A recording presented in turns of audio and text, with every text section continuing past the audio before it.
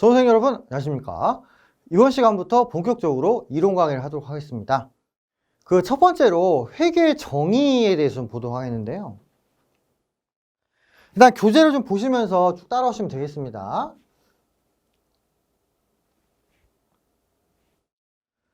먼저 회계란 무엇인가에 대해서 좀 봐야 될 것 같은데요. 물론 이게 시험 문제 나오진 않아요. 그죠? 회계란 무엇인가에 대해 서술하시고 이렇게 시험에는 안 나오는데, 그래도 우리가 공부하는 거에 대해서 정확히 좀 그 정의를 알아야 될 거 아닙니까? 그래서 회계 정의를 좀 보고 나서 다른 이론들을 좀 쭉 보면 좋을 것 같아요. 그래서 먼저 회계 정의, 그 다음에 그에 따른 기초 이론들을 볼 건데요. 그냥 직관적으로. 자, 회계는요, 한문으로 치면은 모을 회자에 헤아리 개자입니다. 말 그대로. 그래서 뭔가를 모아서 헤아린다 또는 센다 이런 의미거든요. 뭔가를 센다는 의미는 숫자와 연관이 있기 때문에 결론적으로 말씀드리면은 어떤 수치를 계산을 하는 거예요. 수치를 계산 또는 정리하는 절차다.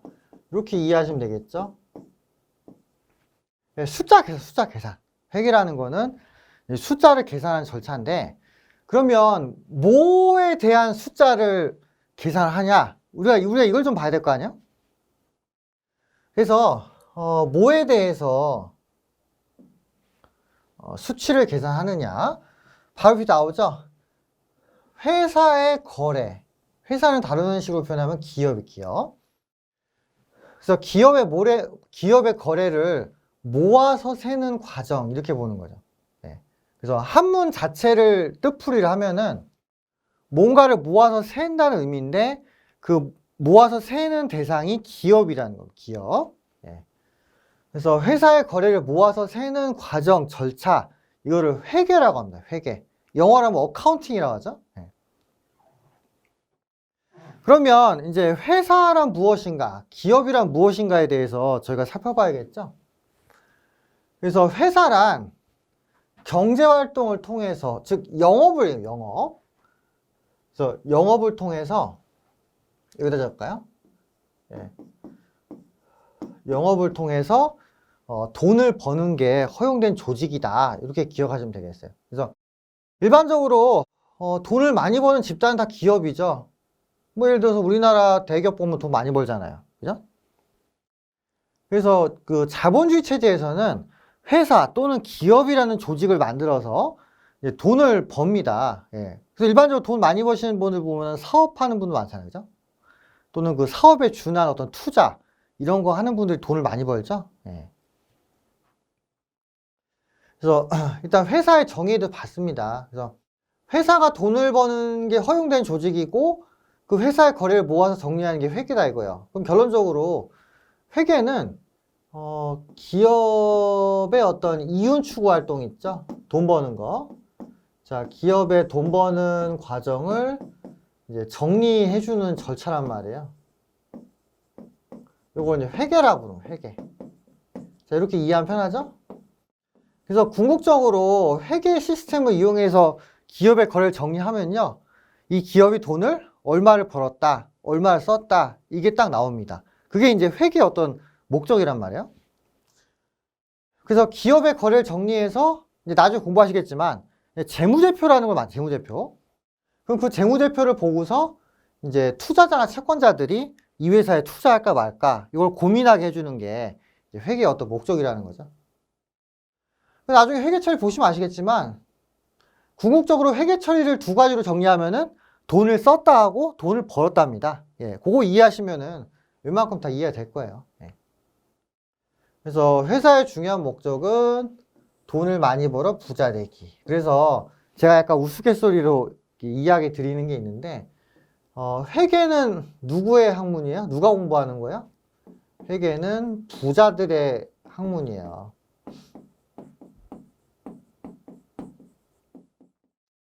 그래서 부자가 되고 싶으면은 회계 공부를 꼭 해야 됩니다. 물론 뭐 회계만 공부했다고 해서 무조건 부자가 되는 건 아닌데, 이 회계를 통해서 기업에 대한 이해를 하고요. 그 기업이 돈을 버는 방식을 따라하면은 돈을 많이 번다는 거예요. 예. 그러니까 우리가 역사를 통해서 과거를 돌아보고 미래 계획을 세우잖아요. 회계도 그런 느낌이에요. 회계를 통해서 기업들이 돈을 어떻게 벌었구나 이걸 우리가 파악하고 그럼 우리도 이렇게 돈을 벌어야지 이렇게 생각하게 해주는 게 회계다 이거죠.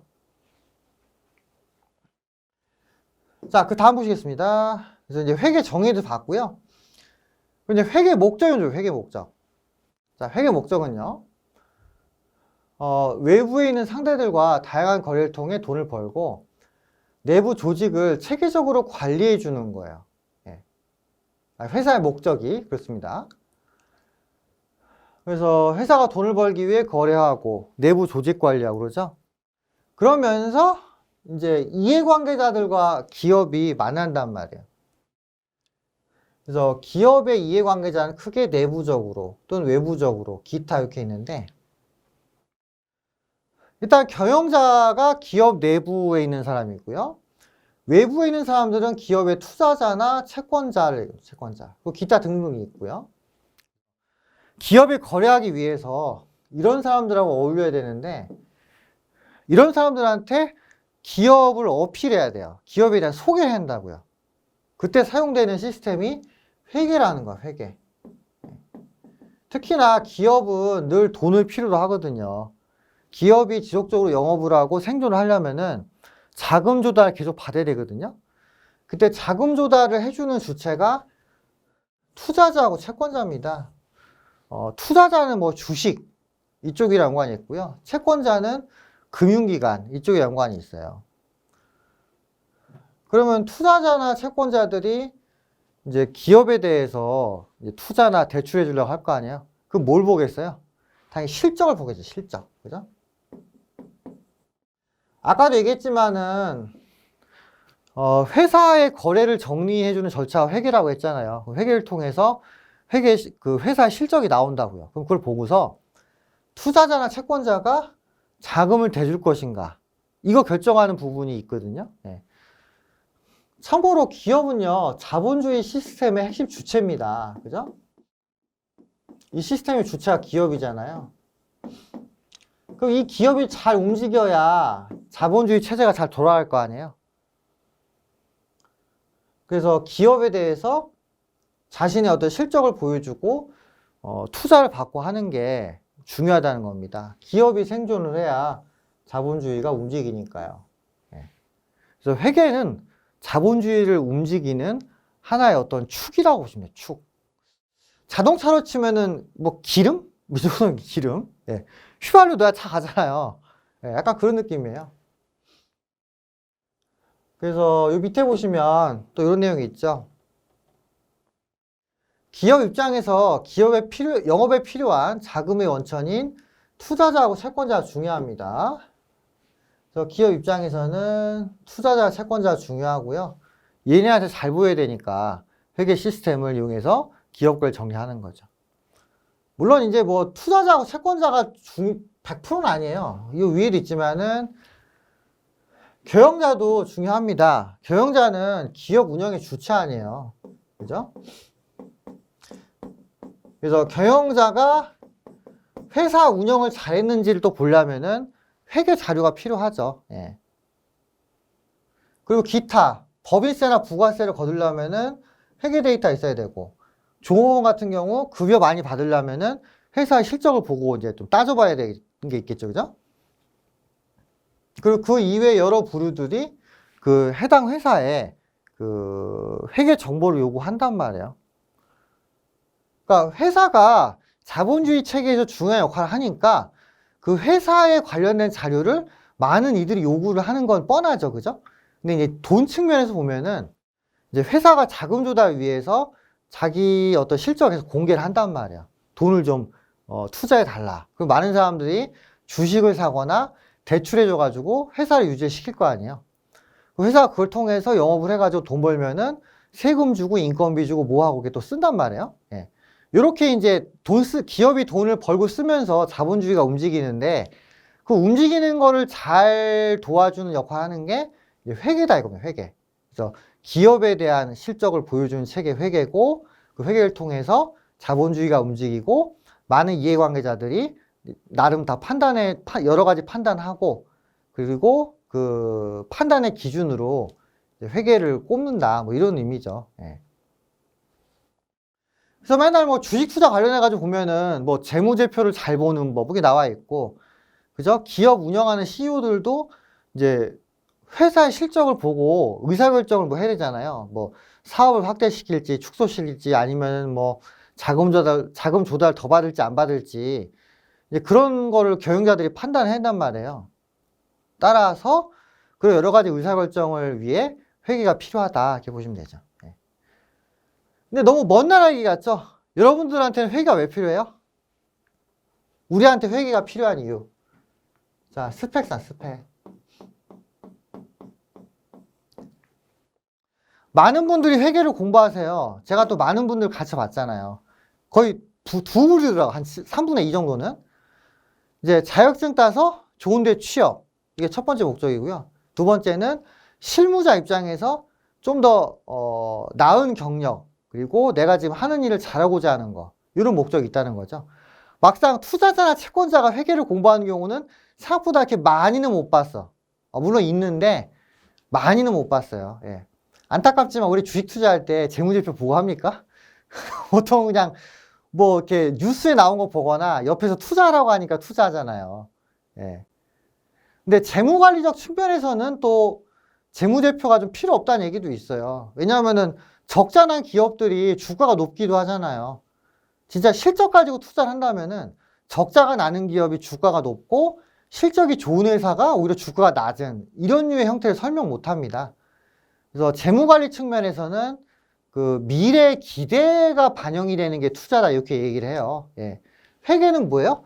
과거의 거래를 정리한 절차란 말이야. 그래서 약간 시점이 다르기 때문에 솔직히 뭐 투자할 때 무조건 재무제표를 보거나 그러지는 않아요 또. 그렇긴 한데 일단 이론적으로 보면은 회계 데이터를 이용해서 미래 투자라든가 기타 경제적 의사결정을 이제 한다고 보는 거죠. 예.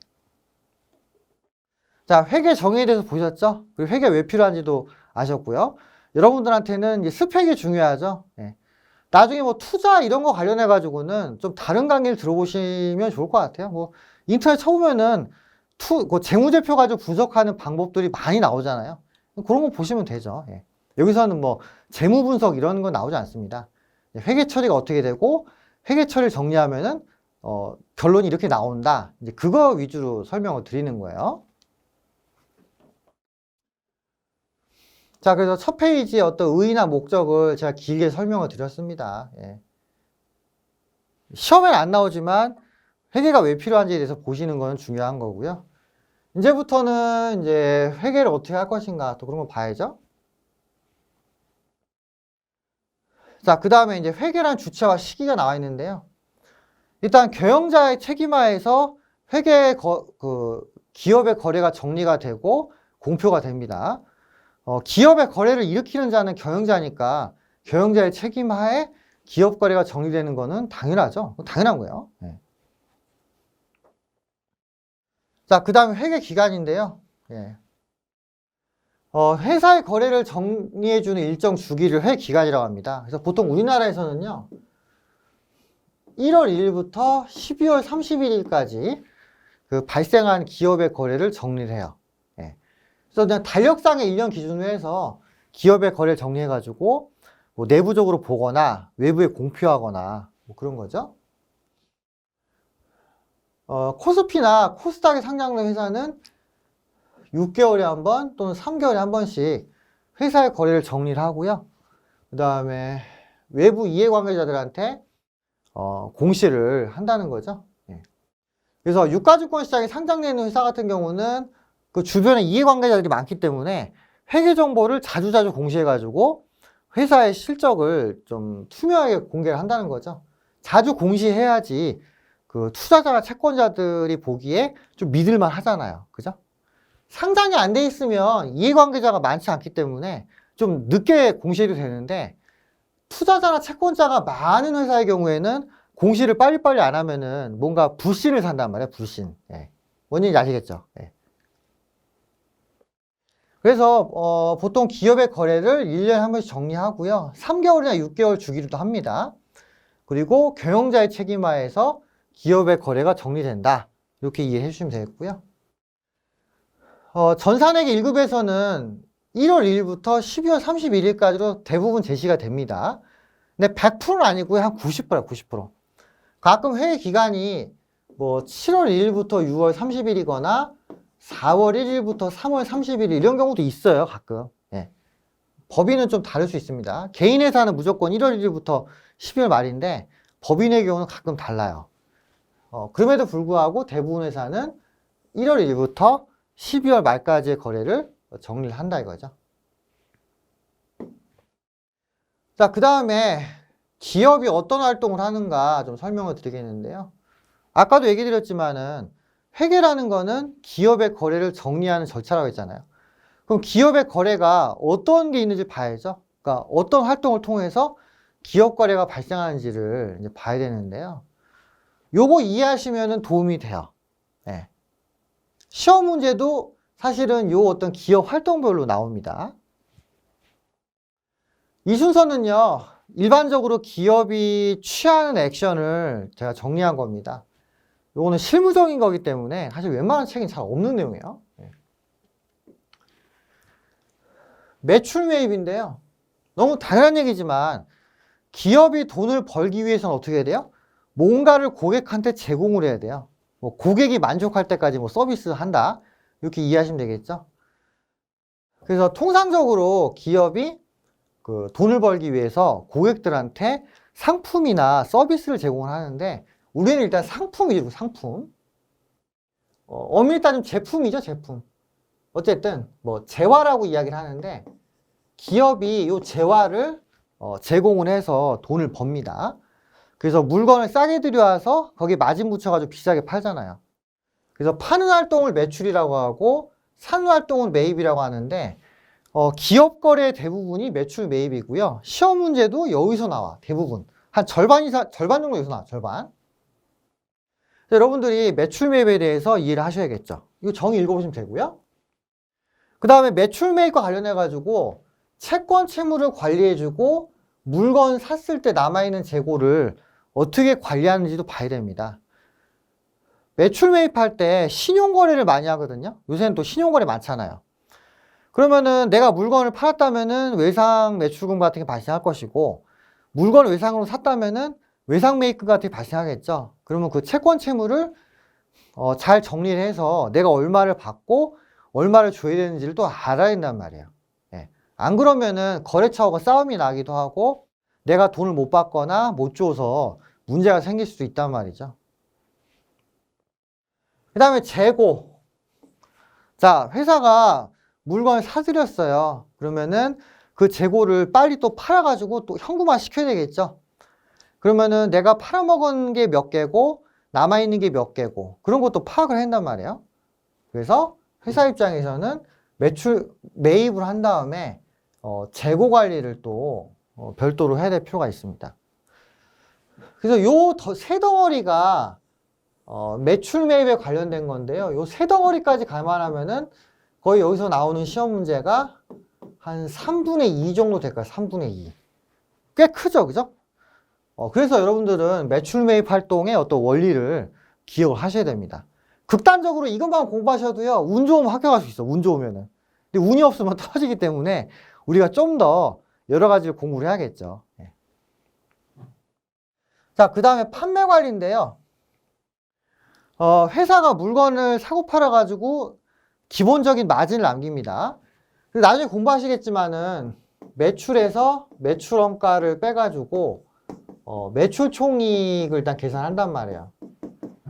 그러니까 회사가 이익을 얼만큼 얻었는지에 대해서 확인하는 거죠. 요 매출 총이익이 생기면은요, 이걸 가지고 회사 내부 관리를 합니다. 사람으로 치면은 돈 벌어서 생활비 쓰는 거죠. 예. 그래서 이제 판매 및 내부 관리 활동을 위해서 돈을 어떻게 쓰는가 이걸 보는 거고요. 그 다음에 돈 벌어가지고 돈을 이제 썼는데 남으면은 자금 관리. 사람도 마찬가지죠. 돈 벌어서 생활비 쓰고 남은 거는 예적금 통장에 넣어놓잖아요. 그죠? 그래서 회사가 번 돈을 어떻게 그냥 관리를 잘 할 것인가. 그죠? 그리고 나서 돈을 계속 축적을 해두면은 투자하겠죠, 투자. 일반 개인의 경제활동을 생각하시면 똑같습니다. 자, 돈 벌었어. 생활비 써. 돈 모았다가 이제 투자할 때 생기면 투자하죠. 부동산에 투자하든지, 금융에 투자하든지. 회사도 마찬가지예요. 일반적으로 회사는 세 가지 종류의 투자입니다. 시설 투자, 권리, 이건 기술이라고 하거든요, 기술. 또 유가증권, 주식이나 채권, 이런 데 투자해가지고 이제 추가 소득을 발생을 시킨단 말이에요. 그래서 메인 매출을 하고요. 그걸로 돈 벌어서 쓸 거 쓰고 남은 거 아꼈다가 투자하는 거. 이게 이제 기업 활동의 기본적인 주기란 말이에요. 근데 그 와중에서 돈이 부족하면은 돈을 꾸거나 아니면 주식 발행을 해서 투자자를 모집을 할 수 있다는 거예요. 그러고 나서 이제 회사가 이익이 나면은 이제 법인세나 또는 이제 부가세를 내는 거죠. 법인세는 회사 이익에 대해서 세금을 매기는 건데 그거는 전산세무 1급에서 나오는 거고요. 전산회계 1급에서는 그 기업의 매출 매입과 관련돼 가지고 이제 부가세 계산하는 거 그게 나오는 거죠. 그래서 세무 1급에서는 법인세,